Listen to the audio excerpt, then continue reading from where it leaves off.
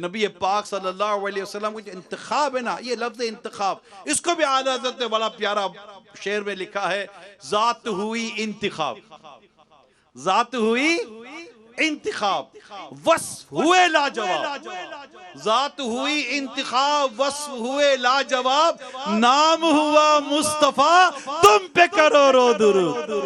مسلم شریف میں حضرت ابو ہریرہ رضی اللہ تعالی عنہ سے مروی ہے، نبی پاک صلی اللہ علیہ وسلم نے پل صراط کے احوال بیان کرتے ہوئے فرمایا، اے امتیو، پل صراط تو تمہارے گزرتے وقت تمہارے نبی وہاں پر کھڑے ہو کر یہ عرض کر رہے ہوں گے، اے میرے رب سلامتی سے گزار دے، سلامتی سے گزار دے۔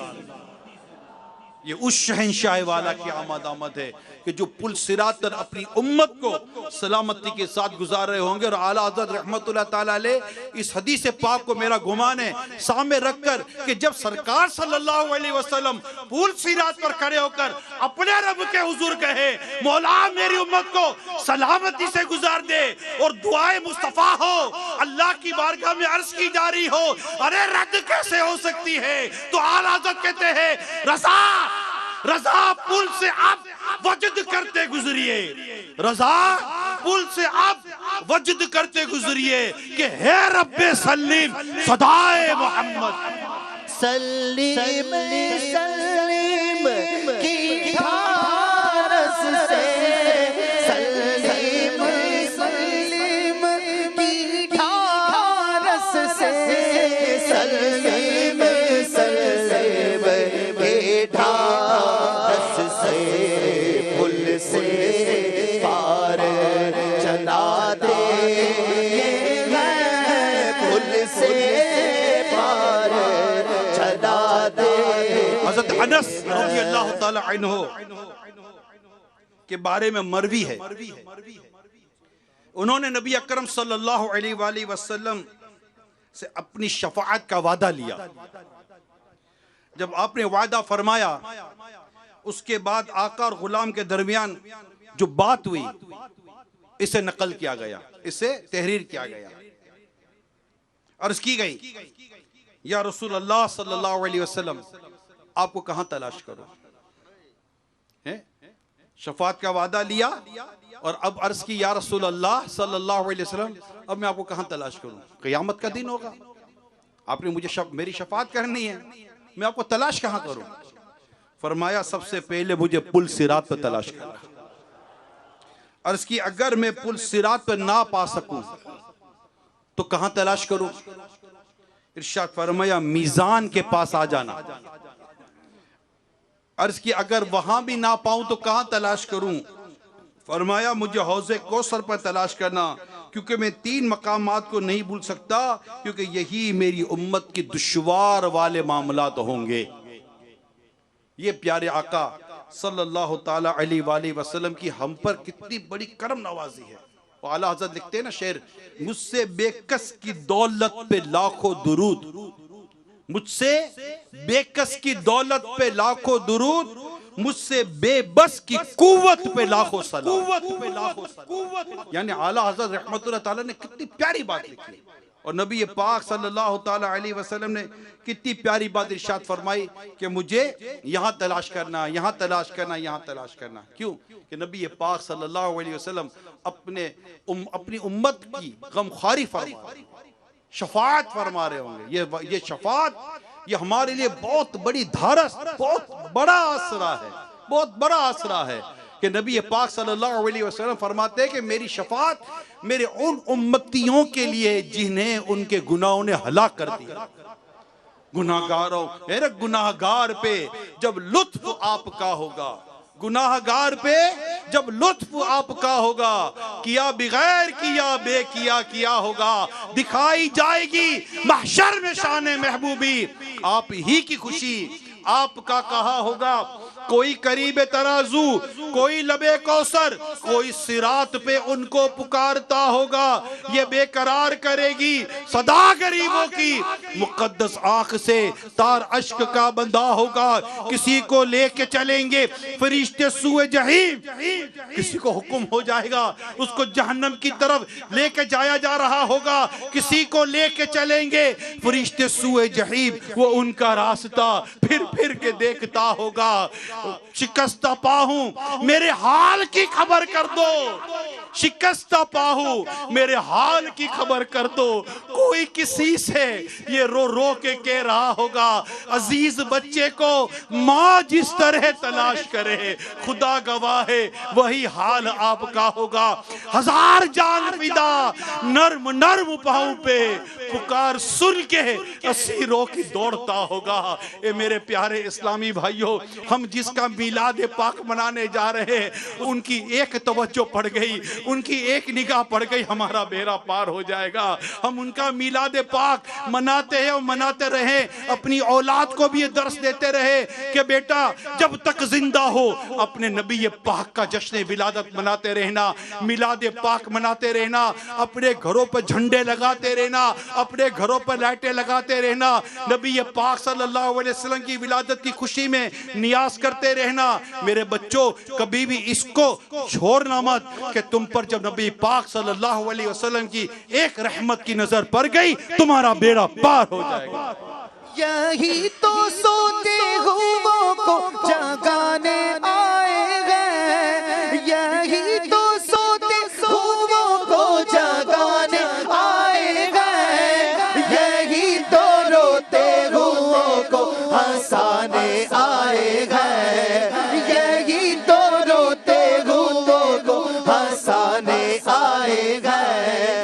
یہ کون سے شگے بالا کی آمد ہے، یہ کس شہنشاہ والا کی آمد ہے۔ آقا مرحبا، داتا مرحبا، مدنی مرحبا، عربی مرحبا۔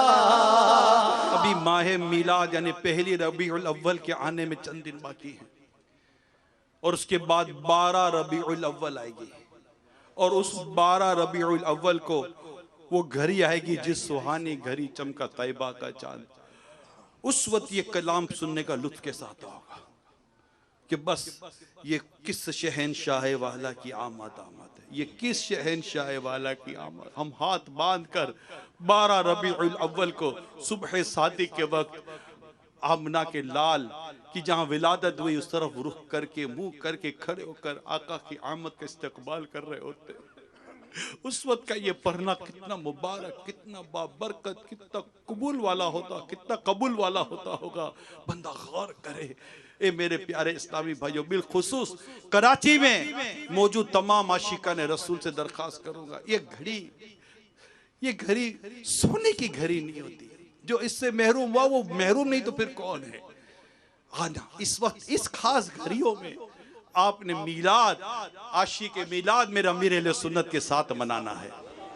فیضان مدینہ آ جانا، فیضان مدینہ آ جانا، عالمی مدینہ مقدس فیضان دنیا بھر میں اس نے جتنے عاشقان رسول دیکھو اس میں سب کو دعوت دیتا ہوں، سب کو دعوت دیتا ہوں۔ ایک بار زندگی میں اس عاشق رسول کے پیچھے یہ کہتے ہوئے آپ نے صبح 12 منانی ہے، مولود کی گھڑی ہے چلو آمنہ کے گھر پر، مولود کی گھڑی ہے چلو آمنہ کے گھر پر، لے لیں ہمارا حصہ صبح شب ولادت۔ اس خاص گھڑی میں جو قبولیت دعا کی گھڑی ہے، جو مدنی چینل پر ہماری اسلامی بہنیں ہوں وہ اس وقت بالکل مدنی چینل پر رہیں اور اس سہانی گھڑی کا انتظار کریں۔ آپ کہیں گے ہمارے ملک میں گھڑی مختلف بدلتی رہتی ہے، ارے اس گھڑی پر غور کرو جس گھڑی عاشق میلاد، اتنا سارے عاشقان میلاد کھڑے ہو کر دعائیں کر رہے ہوں گے، التجائے کر رہے ہوں گے، اس وقت دنیا میں اب جہاں بھی ہوگے ان کے پیچھے آمین کہہ لو، انشاءاللہ بیڑا پار ہو جائے گا۔ مانگے لو چشمے تیرے، مانگے لو مانگے لو مانگے لو چشمے تیرے، مانگے لو درد دل اور حسن نظر،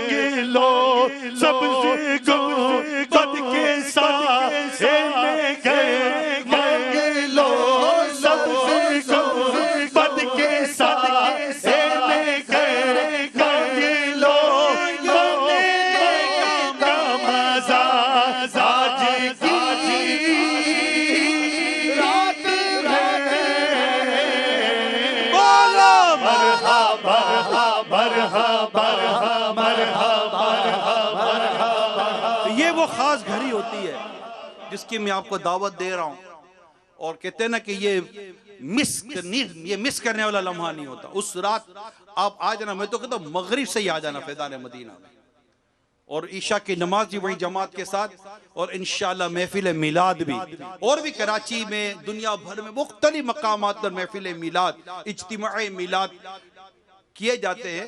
آپ کو جہاں اللہ پاک توفیق دے آپ وہاں آ جائیے گا. مگر میں ایک عالمی مدی مرکز فیضان مدینہ کی بھی آپ کو دعوت دیتا ہوں، جن سے ہو سکے وہاں بھی ضرور شرکت کی سعادت حاصل کرے، اور انشاءاللہ پاک انشاءاللہ الکریم ہم وہاں پر نبی پاک صلی اللہ علیہ وسلم کی جشن ولادت کی خوشیاں منائیں گے، اور نبی پاک صلی اللہ علیہ وآلہ وسلم کی بارگاہ میں بھی عرض کریں گے، اور اس خاص گھڑی میں اپنے رب کی بارگاہ میں دعا کریں گے. اللہ پاک نے چاہا تو اس خاص گھڑی میں ہماری دعائیں قبول ہو جائیں گی. مجھے اس بات کا اندازہ ہے، اسپیشلی اپنے وطن عزیز کے تعلق سے میں بیان کر رہا ہوں، بلکہ سچی بات ہے کہ دنیا بھر میں اگر میں غور کرتا ہوں یا معلومات لیتا ہوں یا آنا جانا رہتا ہے، اس وقت بہت پریشانیاں ہیں، برے حالات، یعنی اخلاقی خرابیاں، معاشی خرابیاں، ساری کے ساری جیسے کہ کیسا لگتا ہے لپیٹ میں، ہم لوگ ہر طرح سے لپیٹ میں، ظلم، ستم، بربریت، گناہ، بے حیائی، بے شرمی، اور کہتے ہیں اخلاقیات کا جنازہ نکل گیا. اچھا پھر اس کے ساتھ معاشی پریشانی، اولاد کی پریشانی، گھر بار کی پریشانی، کاروبار کی پریشانی، روزگار کی پریشانی، اتنی پریشانیاں ہیں، اتنے غم، اتنے دکھ ہیں، اس کا کوئی انکار نہیں. مہنگائی، اللہ اللہ اللہ، سمجھ نہیں آتا کیا کریں، کہاں جائیں. مدینہ، اللہ مدینہ پہنچا دے. تو یہ مطلب کہ پریشانی ہے، پریشانی. اچھا اب مجھے یہ بتائیں میرے پیارے اسلام بھائیو، اے مقروضو آپ بتاؤ، اے قرض دارو آپ بتاؤ، اے بے روزگارو آپ بتاؤ، اے بیمارو آپ بھی بتاؤ، اے دکھیارو آپ بھی بتاؤ. میں آپ سب سے پوچھتا ہوں، اے بے اولادو آپ سے پوچھتا ہوں، اے تنگ دستوں میں آپ سے پوچھتا ہوں، اے غم کے ماروں میں آپ کے پوچھتا ہوں، اے گناہوں کے امراض میں، گناہوں کی بیماری میں، گناہوں کی عادتوں میں مبتلا، گناہوں سے جان چھڑانے کا اتنا جذبہ رکھنے والوں، میں آپ سے پوچھتا ہوں، کون ہے جو گناہ سے بچائے؟ بولو اللہ. کون ہے جو گناہ سے بچائے؟ زور سے کہیں، کون ہے جو گناہوں سے بچائے؟ اللہ. آواز آئے، کون ہے جو گناہ سے بچائے؟ اللہ. کون ہے جو غموں کو مٹائے؟ زور سے اونچی آواز سے کہیں، کون ہے جو گناہ، کون ہے جو ہمارے دکھوں کو دور کرے؟ اللہ. کون ہے جو روزگار عطا کرے؟ اللہ. کون ہے جو تنگ دستی دور کرے؟ کون ہے جو بے اولادی دور کرے؟ کون ہے جو پریشانی دور کرے؟ کون ہے جو مہنگائی سے بچا سکتا ہے؟ کون ہے جو ظلم سے بچا سکتا ہے؟ کون ہے جو بربریت سے بچا سکتا ہے؟ کون ہے جو حسد سے بچا سکتا ہے؟ کون ہے جو حاسد سے بچا سکتا ہے؟ کون ہے جو دکھوں سے بچا سکتا ہے؟ کون ہے جو ہمیں ان پریشانیوں سے نجات دے سکتا ہے؟ بتاؤ کون ہے؟ اللہ اللہ اللہ اللہ اللہ اللہ. میرا رب، میرا مالک، میرا مولا ہے جو ہماری ان پریشانیوں کو دور کرنے والا ہے. ایک گھروں کی تکلیفوں کا رونا رونے والوں، اللہ پاک گھروں کی تکلیف دور کرے گا. اے آپس کے جھگڑوں کا رونا رونے والوں، اللہ پاک آپس کے جھگڑوں کو محبت میں بدلے گا. ایک گلی کوچوں میں طرح طرح کی مصیبتوں پریشانیاں جھیلنے والوں، کبھی کوئی چور لوٹ کے چلا جاتا ہے تو کبھی کوئی ڈاکو لوٹ کے چلا جاتا ہے، کبھی کوئی کیا پریشانی، کیسی تکلیف. گھر سے نکلو تو ٹینشن کے گھر واپس لوٹیں گے نہیں لوٹیں گے. بچیوں کے مسائل، عزتوں کے مسائل، دہشتی کے مسائل، ایسے عجیب و غریب دنیا بھر میں مسائل ہیں. مگر ان تمام پریشانیوں سے بچانے والا کون؟ زور سے بولو کون؟ اللہ. میدان گونج اٹھے میرے رب کے ذکر سے، بتاؤ کون؟ اللہ اللہ اللہ اللہ اللہ. اور جب اللہ کی بارگاہ میں اس کے پیارے حبیب عرض کر دیں،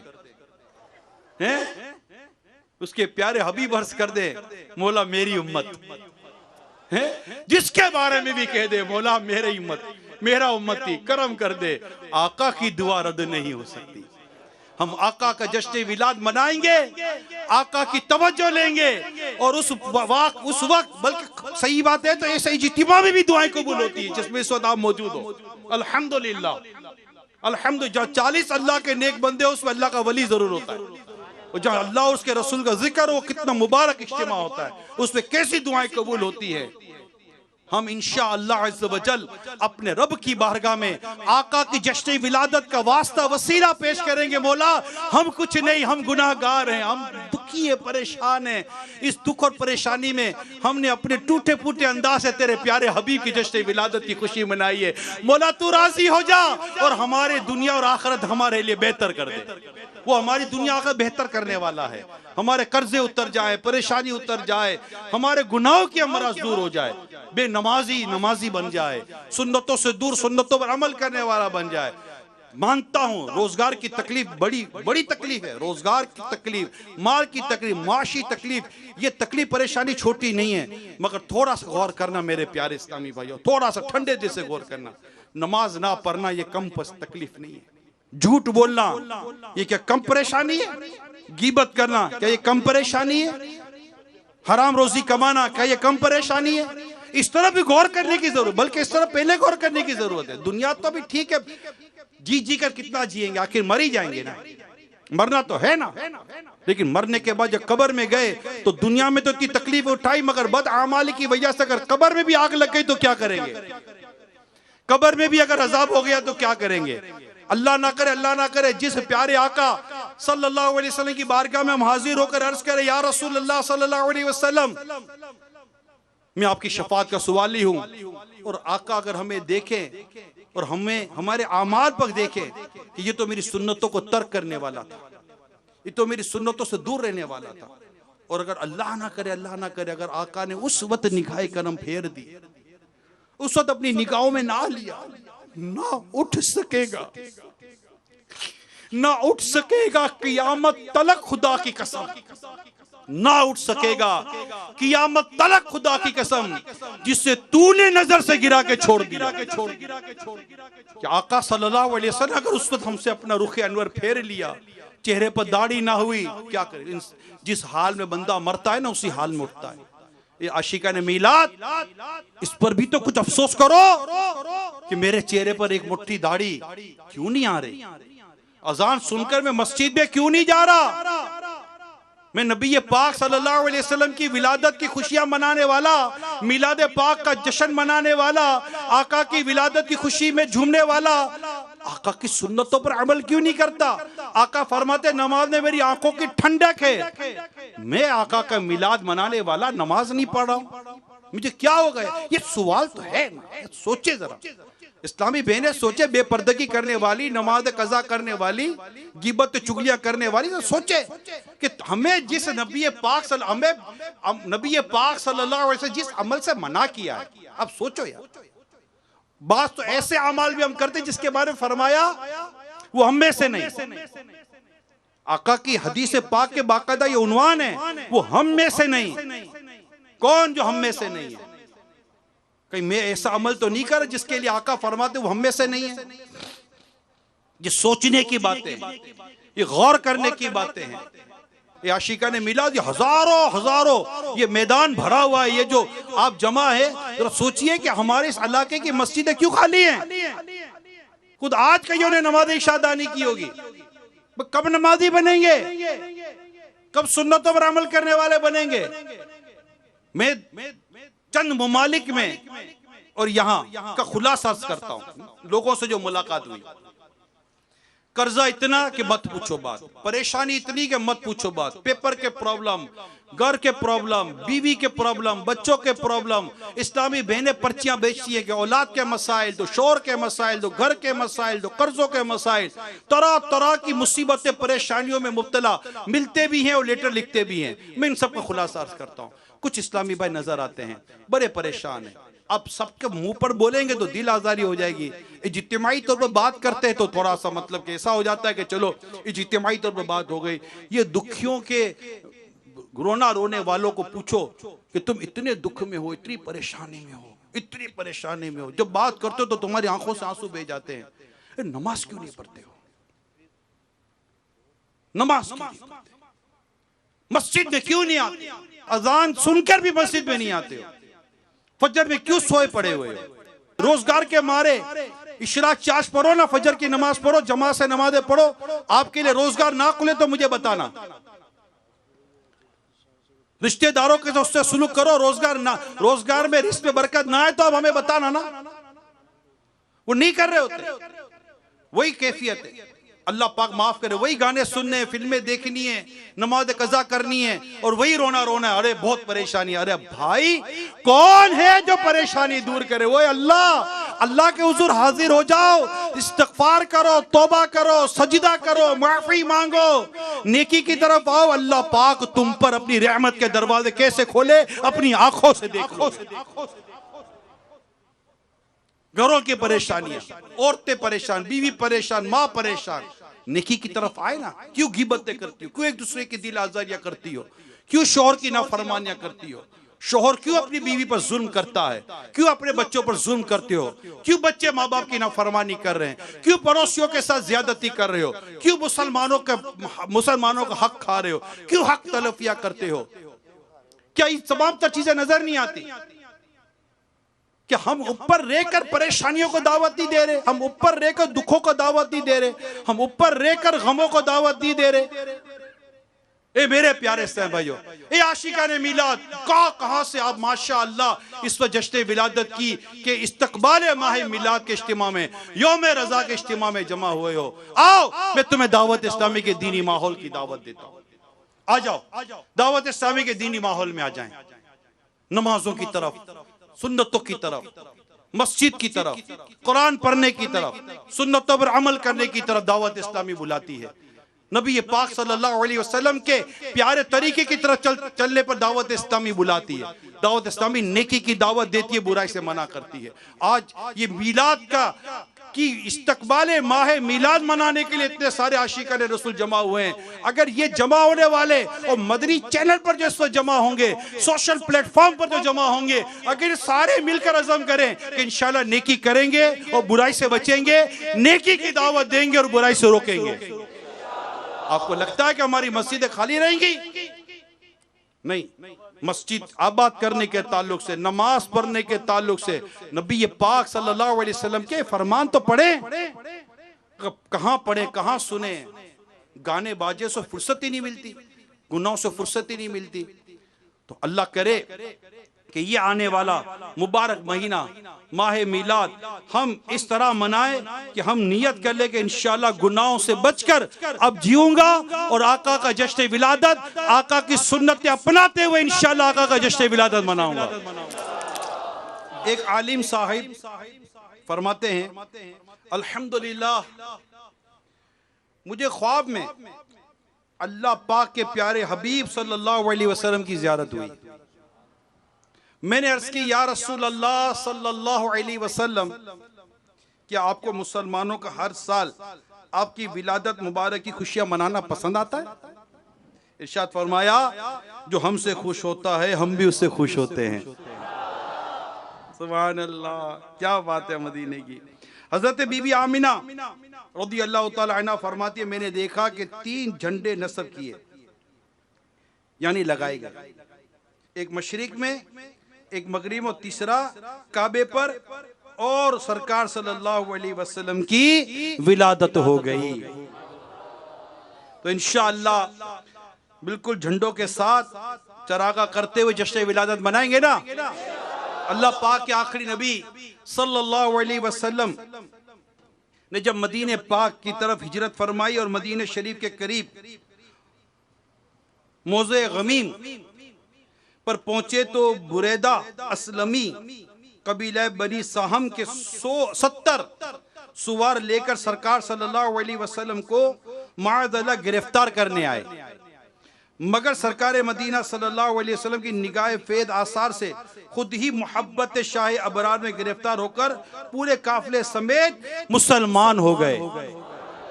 اب عرض کی یا رسول اللہ صلی اللہ علیہ وسلم، مدینہ شریف میں آپ کا داخلہ علم یعنی جھنڈے کے ساتھ ہونا چاہیے.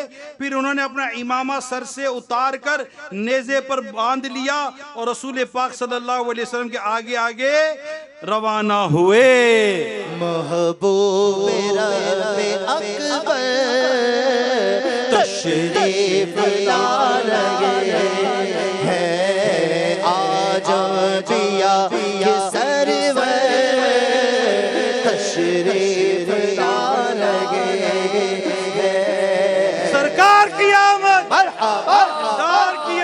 مرحبا حضور کی آمد، مرحبا حضور کی آمد، مرحبا آقا عطار کی آمد۔ مرحبا حضرت شیخ عبدالحق محدث دہلوی رحمت اللہ تعالیٰ علیہ فرماتے سرکار مدینہ صلی اللہ علیہ وسلم کی ولادت کی رات خوشی منانے والوں کی جزا یعنی بدلہ یہ ہے کہ اللہ پاک انہیں فضل و کرم سے جنات النعیم یعنی نعمت والی جنتوں میں داخل فرمائے گا۔ نہ کیوں آج مسلمان ہمیشہ سے محفل میلاد کرتے آئے ہیں اور ولادت کی خوشی میں دعوتیں دیتے، کھانے پکواتے اور خوب صدقہ و خیرات دیتے آئے ہیں، خوب خوشی کا اظہار کرتے اور دل کھول کر خرچ کرتے ہیں، آپ کی ولادت بسعادت کے ذکر کا انتظام کرتے ہیں اور اپنے مکانوں کو سجاتے ہیں، اور ان تمام نیک کاموں کی برکت سے ان لوگوں پر اللہ کی رحمت اترتی ہے۔ زمانے بھر کا یہ قاعدہ ہے کہ جس کا کھانا اسی کا گانا، زمانے بھر میں یہ قاعدہ ہے کہ جس کا کھانا اسی کا گانا، تو نعمتیں جن کھا رہے ہیں انہیں کے ہم گیدگار ہیں۔ جشن ولادت کی خوشیاں منانے والوں چند ایک مدنی پھول آپ کے سامنے پیش کرتا ہوں، توجہ کے ساتھ سنیے۔ جشن ولادت کی خوشی میں بعض جگہ گانے باجے بجائے جاتے ہیں، ایسا کرنا شرعاً گناہ ہے۔ اس سلسلے میں دو روایات پیش خدمت ہے۔ نمبر ایک، اللہ پاک کے آخری نبی صلی اللہ علیہ وآلہ وسلم نے ارشاد فرمایا مجھے ڈھول اور بانسری توڑنے کا حکم دیا گیا ہے۔ اور دوسری روایت حضرت سیدنا ضحاک رحمت اللہ تعالیٰ علیہ سے روایت ہے، گانا دل کو خراب اور رب کریم کو ناراض کرنے والا ہے۔ تو جشن ولادت کی خوشیاں منائیں مگر گناہ نہیں کرنا۔ اور یہ گانے کے تعلق سے جو بیان ہوا کیا ہی اچھا ہو جائے، ابھی ولادت کا مہینہ آنے والا، ماہ میلاد آنے والا ہے، یہ اتنے بے شمار اسلامی بھائی اس وقت ماشاءاللہ میدان میں جمع ہیں کہ آج ہم نیت نہیں کر سکتے کہ نبی پاک صلی اللہ علیہ وسلم کو موسیقی پسند نہیں تھی۔ آپ کہتے ہیں مجھے آلات موسیقی کو توڑنے کے لیے بھیجا گیا ہے۔ اب آقا کے ولادت کی خوشی منانے والا، جشن ولادت منانے والا جب یہ سنتا ہے، ایک عاشق رسول جب یہ سنتا ہے کہ میں جس سے محبت کرتا ہوں، جس کے عشق کا میں دعویٰ کرتا ہوں، پیارے آقا صلی اللہ علیہ وسلم، اور وہ فرمائیں کہ مجھے آلات موسیقی کو توڑنے کے لیے بھیجا گیا، وہ موسیقی کو پسند نہ کرے اور میں موسیقی سنوں، میں میوزک سنوں، میں گانے سنوں، میرے موبائل میں موسیقی، میرے گھر میں میوزک، میرے ٹی وی میں میوزک ہیں، میرے بچوں کے جوتے میں میوزک، میری گھڑی کے الارم میں میوزک، میرے موبائل کے بیل میں میوزک، میرے گھر میں میوزک، میری دکان میں میوزک، میں ہیڈ فون لگا کر میوزک سنوں۔ سوچیے یار یہ حرام و ناجائز کام ہم کیسے کر سکتے ہیں، وہ کیسے کر رہے ہیں کہ آج اللہ پاک کو راضی کرنے کے لیے اور پیارے آقا صلی اللہ علیہ وسلم کی جو ولادت کی خوشیاں منانے کے لیے ہم جمع ہوئے ہیں، اس ماہ مبارک استقبال کرنے کے لیے جمع ہوئے ہیں، کہ آج یہ پکا ارادہ کر کے نہ اٹھیں کہ آج کے بعد میں میوزک تو نہیں سنوں گا، میں میوزک نہیں سنوں گا، میں آقا کی نعتیں سنوں گا، میں اللہ کی تعریف سنوں گا، میں قرآن کی تلاوت سنوں گا، میں اچھی اور نیکی کی باتیں سنوں گا، میں گندی بری فحش قسم کی باتیں میں سنوں گا۔ استغفر اللہ، مجھے میرے رب نے کان دیے ہیں اس کی فرما برداری کی باتیں سننے کے لیے، نہ کہ اس کی نافرمانی سننے کے لیے۔ مجھے اللہ پاک نے آنکھیں دی ہیں اس کو راضی کرنے والے کام کرنے کے لیے، نہ کہ گناہ برے مناظر دیکھنے کے لیے، بد نگاہیاں کرنے کے لیے، بے شرمی کا کام کرنے کے لیے۔ بدقسمتی ہماری، بدقسمتی ہماری، ہمارے ماہ میلاد میں، اجتماعی میلاد میں، یعنی وہ جو جلوس وغیرہ ہوتا ہے یا کچھ چراغا دیکھنے کے نام پر کئی بے پردہ لڑکیاں باہر آ جاتی ہیں، عورتیں باہر آ جاتی ہیں، اور معاذ اللہ صبح معاذ اللہ جو مجھے اطلاعات ہیں، جو کہا جاتا ہے، بتایا جاتا ہے کہ معاذ اللہ صبح معاذ اللہ، اللہ پاک ہمارے حال پر رحم فرمائے کہ ان بے پردہ لڑکیوں کو دیکھنے کے لیے لڑکے پہنچتے ہیں اور وہ لڑکوں کو دکھانے کے لیے پہنچتی ہے، ارے تم نبی پاک کی جشن ولادت کی خوشیاں منانے کے لیے آئے ہو اور تم رسول پاک کو ناراض کرنے والے کام کر رہے ہو؟ یہ کیسے ہو سکتا ہے؟ اتنے زور زور سے ہارن بجاتے ہو کہ لوگوں کے گھروں میں اس کو نیندیں کی اڑ جائیں۔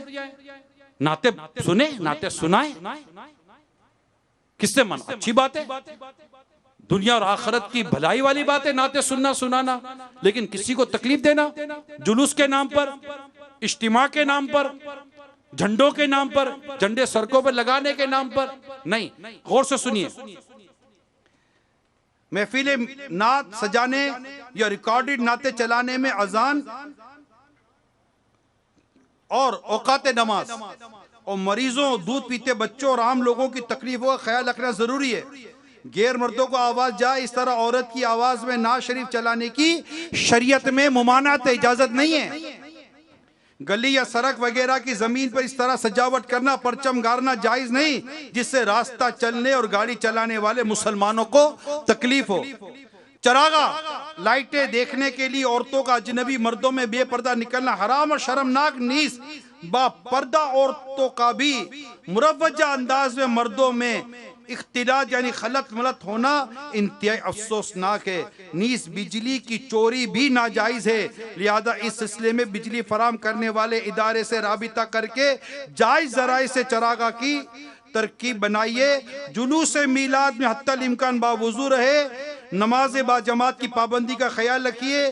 عاشقان رسول نماز کی جماعت ترک کرنے والے نہیں ہوا کرتے۔ اس پر کون کون عمل کی نیت کرتا ہے؟ سب نے عمل کرنا ہے، اور ہم نے اسی طرح بلکہ امیر سنت کے جو رسالہ صبح بہارا، اس میں ماشاءاللہ مدنی پھول دیے گئے، اس میں کافی باتیں بیان کی گئی آپ کو جشن ولادت کیسے منانی ہے۔ جشن ولادت خوشیاں بانٹنے کا نام ہے، تکلیف دینے کا نام نہیں ہے۔ نہ نیاز کے نام پر ہم تکلیف دیں گے، نہ چندے کے نام پر تکلیف دیں گے، نہیں، ہمارا کام تکلیف دینا نہیں ہے میرے پیارے اسلام بھائیو۔ ویسے ہی قوم تکلیف میں مبتلا ہے۔ ہاں میں یہ ضرور کہوں گا کہ اللہ پاک توفیق دے تو اپنی حسب استطاعت، حسب حیثیت اللہ نے جو دیا ہے اس کے پر خوشی ضرور کرے ولادت کے موقع پر، اور خوشی کا چرچا کرے کہ اللہ کو پسند ہے۔ محفل میلاد کریں، نیاز کریں، گھر میں نیاز کریں، اپنے گھر کو سجائیں، سب اپنے گھروں کو سجائیں۔ چراغا لے کر، لائٹیں لے کر گھر پر لگانے میں کوئی اتنا نہیں ہے، 12 جھنڈیاں، چھوٹی چھوٹی جھنڈیاں لے لے گھر پہ لگا لے، جھنڈے لے کر گھر میں لگا لے، کوئی پرابلم نہیں ہے۔ اس سے الحمدللہ جیب پر وزن نہیں پڑتا، بلکہ اللہ پاک نے چاہا تو اس خرچے کی برکت سے دنیا اور آخرت کی بھلائیاں ملیں گی، قرضے اتریں گے، اور اللہ پاک روزی رزق میں برکت عطا فرمائے گا۔ آقا کا صدقہ لے کر آقا کی ولادت کی خوشی میں خرچ نہیں کریں گے تو کہاں کریں گے؟ کہ جس کا کھانا اس کا گانا، تو ہم جس کا کھا رہے گیت اس کے گا رہے ہیں۔ زمانے بھر کا یہ قاعدہ ہے کہ جس کا کھانا اسی کا گانا، تو نعمتیں جس کی کھا رہے ہیں اسی کے ہم گیت گا رہے ہیں۔